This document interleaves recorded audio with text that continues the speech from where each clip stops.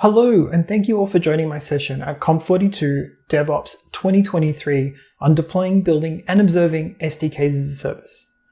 As a developer of many years as consumer and architect of APIs, this is by far one of my favorite topics, and well, one that I've handled a number of times using what we're going to be talking about today. But anyway, as we go through the session, please drop any questions, comments, emojis into the chat, or reach out to me on social media. I'm at DeveloperSteve, pretty much most places, and well, let me know what you think.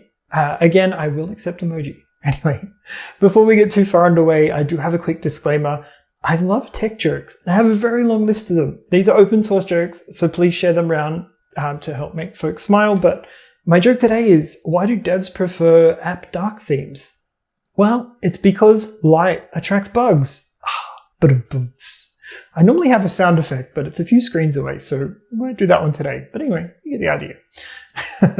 Again, hello, my name is DeveloperSteve. I've been writing code, building apps, and well, just geeking out and tinkering around in the tech world for many years now, as a data analyst, as CTO, as developer advocate for more recent years. Always just love geeking out with folks, hearing what you're building, and well, hearing those geek out stories, because that's what the industry is. In particular, I always love hearing about those side projects, because we just came out of end of year holidays. I hope people got to build out some really cool stuff. I actually built out a Hydro system, which I've hooked up to some IoT stuff, but I'll talk about that one in another talk. APIs in particular is something I've got a real soft spot for. I've been working with them for many years, and also working to support them in a variety of roles as well. And APIs for me kind of need a few different aspects to really make them robust and, well, to see a wider level of adoption, because ultimately that's kind of why we build them usually, particularly with open ecosystems. It always blows my mind, I've run hackathons all over the world with some really big companies, and it always blows my mind just seeing some of the innovative things that even the most sort of regular looking APIs, I'm going to say, you know what I mean, what people can build out some amazing experiences. This one time I actually saw someone walk into a hackathon with a brand new toilet and do some pretty unusually weird and cool stuff with it. But anyway, that's a talk for another day. But for my money, like, a good API really needs to provide a valid service, because that's really important. Like, you expose these endpoints or expose these accesses into your platforms as a service to be able to provide some sort of value to a developer's application, or even to help them build out an idea they might have using your service. And again, sometimes those can be quite mind-blowing. But having it provide not only access to a valid service, but in a valid way, is critically important to building out any sort of longevity around an API. Of course, it has to be well documented, and we've all been here before.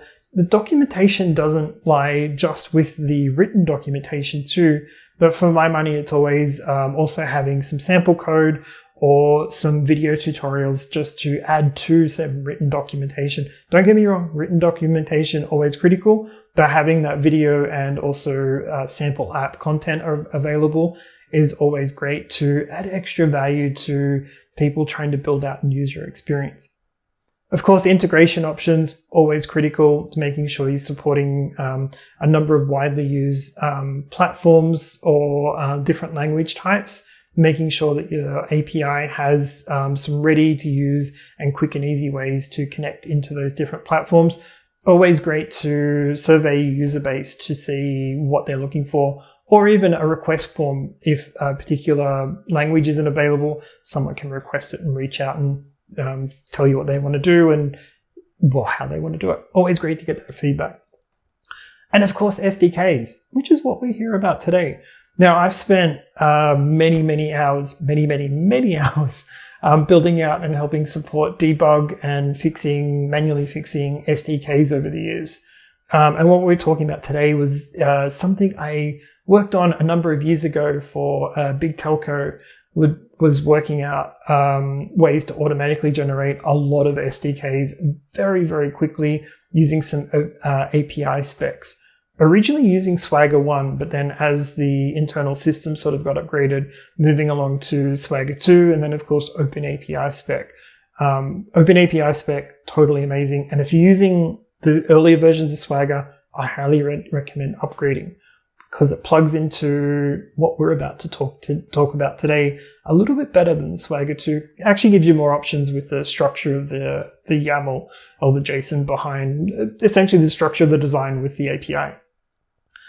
Enter OpenAPI generator. Oh, I feel like I need like a big grand entrance music. We'll add that later. OpenAPI generator for me is one of the most amazing open source communities I've ever contributed to or been fortunate enough to connect with. And they're a great community, but we'll get into that more in a little bit.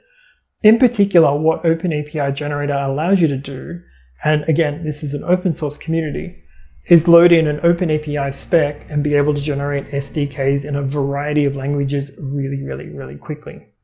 Now, originally, you start using this as a local installable CLI. So you just brew install OpenAPI generator, and then you can basically generate an SDK from an OpenAPI spec, which is where I started using it initially.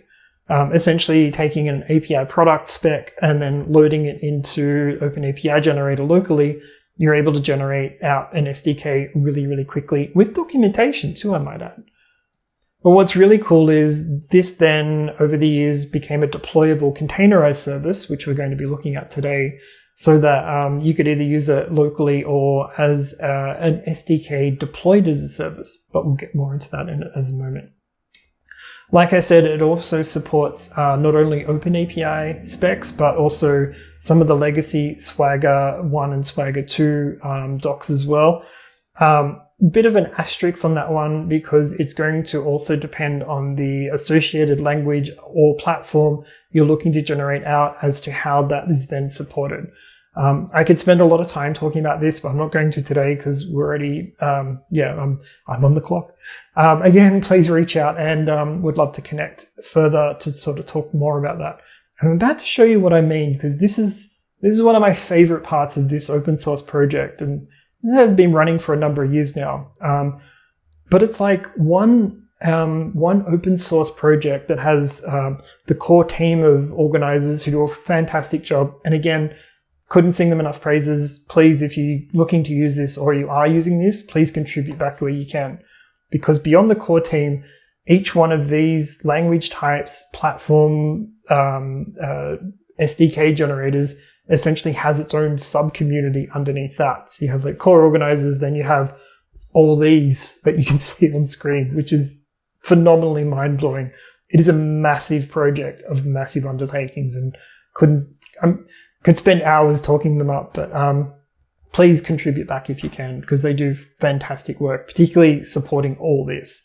But essentially, inside each different language and platform, you have a template that then ingests the OpenAPI spec or Swagger spec you throw in, and then generates out a variety of different SDKs automatically, which is super cool.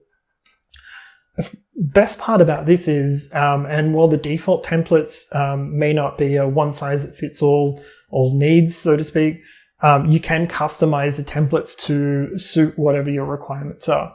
And I'm going to name drop a company that does just that using this.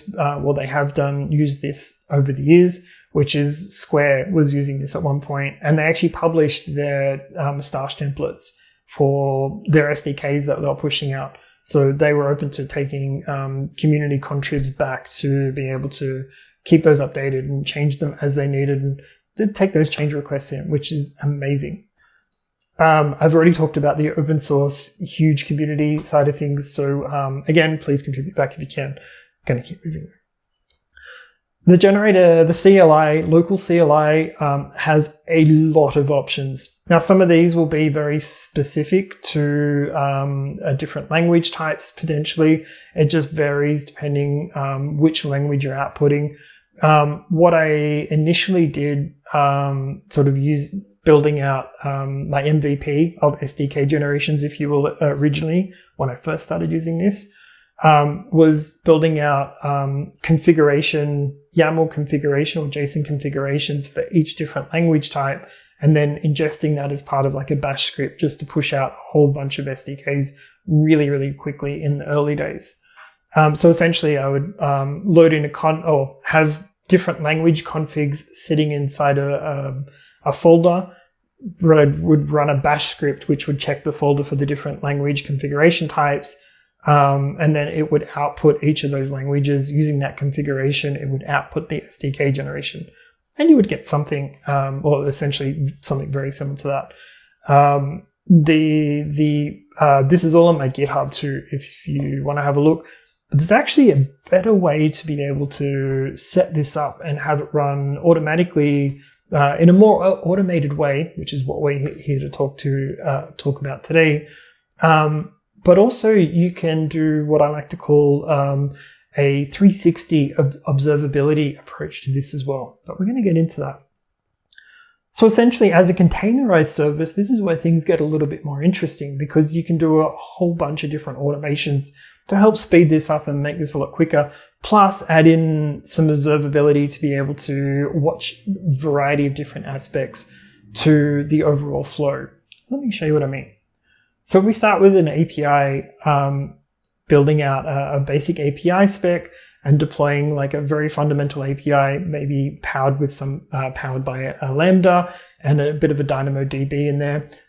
There's some really good examples, actually. The pet store, if you haven't already got an API, if you want to try this at home and you haven't already got an API, look for the pet store demo app to be able to deploy that and use that open API spec. Once you have that API running and have that spec available, you can take that SDK straight out and load against the containerized open API service. And then, like so, there's animations, output an SDK for a different language type, which you can then use to run inside something like a Lambda to be able to test the different functions in the SDK. Now, testing the SDKs, I can't even stress enough like how critical that is. And this was based on experience from SDKs that I've run in the past, where user feedback will be, we're not using it because it's using too much resource, or there's this particular library in it. Like, this is where testing the actual outputted SDK will help you understand how your end users are going to use it, and then also the performance they're going to get when they do use it, which is really critical, again, to making sure you've got that robust API service. But this is where distributed tracing can help, because we're actually able to monitor a whole bunch of different aspects from this entire flow really, really easy and really, really quickly. And so for those that aren't familiar with distributed tracing, is if you think about, well, just what we were looking at on that previous screen, cloud native applications are made up from all these different sort of microservices these days. And quite often across different region types, you'll have not only have a multiple of different services, but have a multiple of different service versions across multiple different regions. Things can get rather confusing as to where everything is, where everything's sitting, and in particular, if errors start to occur in that particular platform. So one of the more common methods to be able to start to map this through is distributed tracing as part of the Open Telemetry Foundation's sort of standardized approach to monitoring, observing, and doing distributed tracing. This is a very industry standard method that's currently being adopted industry-wide to monitor and observe different aspects to internal microservice infrastructure, and in particular, deployed application infrastructure. So we take distributed tracing, for example. How this can help is being able to make sense from that multitude of microservice deployments across all those different regions. Keeps things all nice and organized.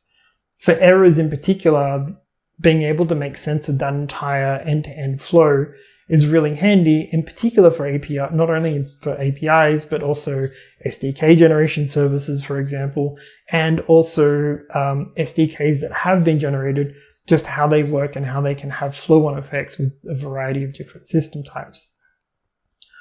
best part is, and for those that are familiar with APMs and agent-based observability apps, and like I've had my fair share of those over the years with, dare I say, monolith applications, making sure that the observability services are kept running or kept on infrastructure as part of your network deployment is sometimes quite harrowing, actually all the time quite harrowing. Oh, I've pulled so much hair out over the years. But what agentless observability does is be able to sort of trace and make sense of that those services as you go through. The way I like to think of this, in particular to SDK generation, or SDKs as a service, as I like to look at it, is full circle observability. Because what we're going to do is for each of those three streams we saw in that flow, we can apply observability methodology to be able to see, first of all, how the API is performing, including right down to individual API traced invocations. So being able to map each part of a particular API invocation journey is invaluable to tracing a lot of errors or even refinements you want to do with the API's performance.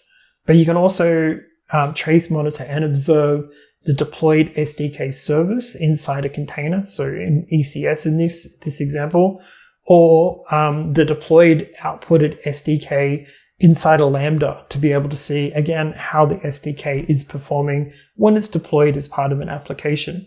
Now, the way I used to do that back in the CLI days, or when I would just generate it locally, would be to actually have a single page app that would invoke every function as part of the as part of the call, and then try and watch to see how much memory I was using locally to be able to figure out if it was doing what it should be doing in the best possible way. Ultimately, the SDKs I was generating, I didn't want to use more resources than I needed to as part of the user's application or integration, because nobody wants to be that person. Anyway, like I was saying, you can use observability to be able to monitor the likes of API Gateway or your deployed APIs to see, this is, I even have an API called DevJoke. I'll drop the endpoints for it and the access to it later.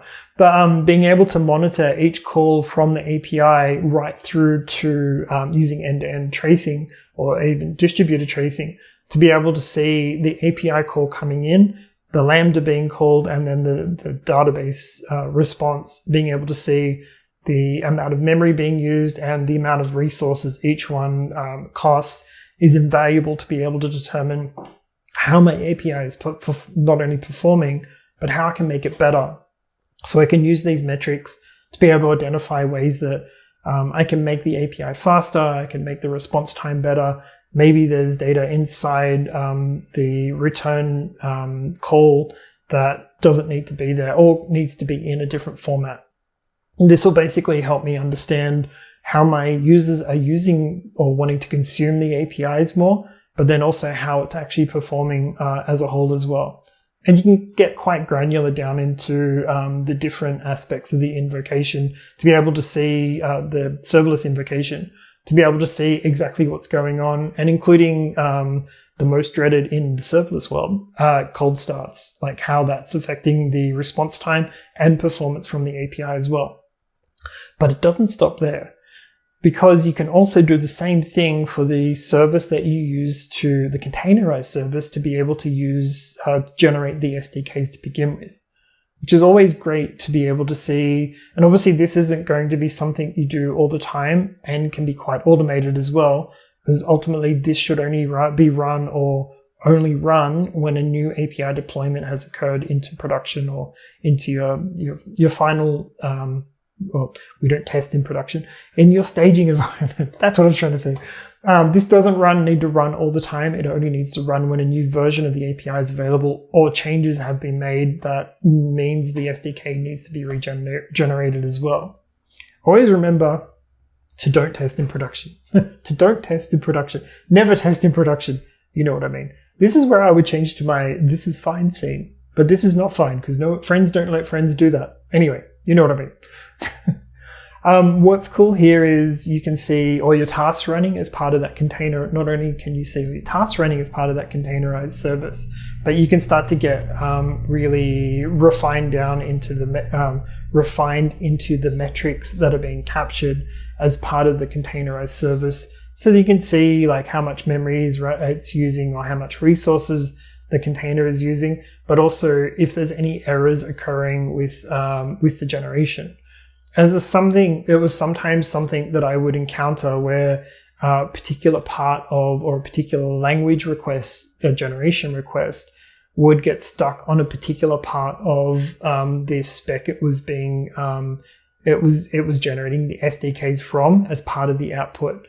Actually, handy tip, one of the most handiest things I think I ever learned is Python was the most strict languages as far as usability went with the SDKs I was generating. Usually, and don't quote me on this one, usually when I was using this to generate a lot of SDKs at scale, like 40, 50 at a time, 40, 50 different ones, different languages, different products at a time, the Python ones in each API product category were the ones that I would get working first. And generally, once they were happy, most of the other, usually, touch wood, most of the other languages would then be able to generate out fairly quickly and easily. But running that SDK test at the end of the process to understand what the SDKs were doing and to make sure that they were working was probably the most critical final step before that final release stage. Now, this is something I learned the hard way because this one time, I actually deployed SDKs without testing them fully, which I very quickly learned you do not do, mostly because at the time that I did it, I really remember it was a busy week. It was always a busy week. And I didn't need to upset all the users, but we were wondering how many people were actually using the SDKs. We're pushing up to a variety of different ecosystems. And it turns out a lot of people, because when I accidentally broke them one time, we got a lot of emails in to support saying, hey, the SDK's broken. Anyway, I fixed them very, very quickly, let me tell you. Anyway, please make sure you test them first. On that note, that brings us to the SDK testing section, because you can also deploy the SDKs you generate out automatically to either a Lambda or a containerized environment, so you can use the same monitoring to be able to test the performance for the the SDKs being generated out, which is critical to be able to determine things like cold starts or performance issues before they go into real world production use. Always be thinking of those end users, and in particular, not only that, but how you want to consume them as well, and that you want to know that somebody has done as much legwork as they can to make sure these SDKs run as well as they can. Super, super critical. And like taking steps like this just helps understand how they will run, and also what infrastructure they're going to try and run on. Now, usually when I test these, either in most environments, I'll go for the default average setup first, and then if there's any particular clients or people that I know are using a particular platform, language, etc., I'll specifically go through just to check those as well, or put test cases in place so that I can make sure I can capture as much as I want. Actually, on that note too, one of the amazing aspects the OpenAPI generator community has added over the years is automated test cases as well, which sometimes may not quite be what the test cases you are looking for. Wait, did I mention? But they get pretty close as well, so it's quite easy to either extend the mustache templates or have a test suite of scripts available to be able to test all the functions properly as part of your load test, your SDK load testing, or as part of your overall SDK test as well. But again, this is where distributed tracing can help, because it helps bring you the full picture. So being able to see the full end-to-end view of everything that your application or everything that a demo application would be able to output or use or consume or generate as part of its runtime. Anyway, just some takeaways as we wrap up, because I am aware we're running out of time, but always design APIs for dev consumption, or just ultimately think about that end user, be that a developer user, a business user, or even your end users. Oh, now we're getting better. Remember to rinse, repeat, and refine. Work out what works as part of your API SDK generation flows, and continually look at ways to refine the end-to-end process. And rinse and repeat. And remember to monitor and trace everything you possibly can, if only for the aforementioned points where you're building out these consumables for people to be able to build out some really cool experiences. Always remember to keep your end users in mind as much as you can, and also, where you possible, be the end user and understand the experience from their point of view, particularly when it comes to API design, because it just enables that way more streamlined sort of experience when it comes to building out amazing experiences with your platform. Just lastly, if you're looking to get more hands-on with distributed tracing, observability, or OpenTelemetry, check out our blog on amigo.io/blog and have a look at some of the articles on there. One of the ones, there's so many favorites that my name might appear on there a couple times, but I've got a whole series on API and SDK design coming out soon, so keep an eye out for that one. Plus there's some IoT ones on there as well, which I wrote towards the end of last year that are kind of fun. Did a whole bunch of 3D printing. Anyway, that's a talk for another day. And finally, just remember to always please use your tech superpowers for good, and remember to be excellent to each other.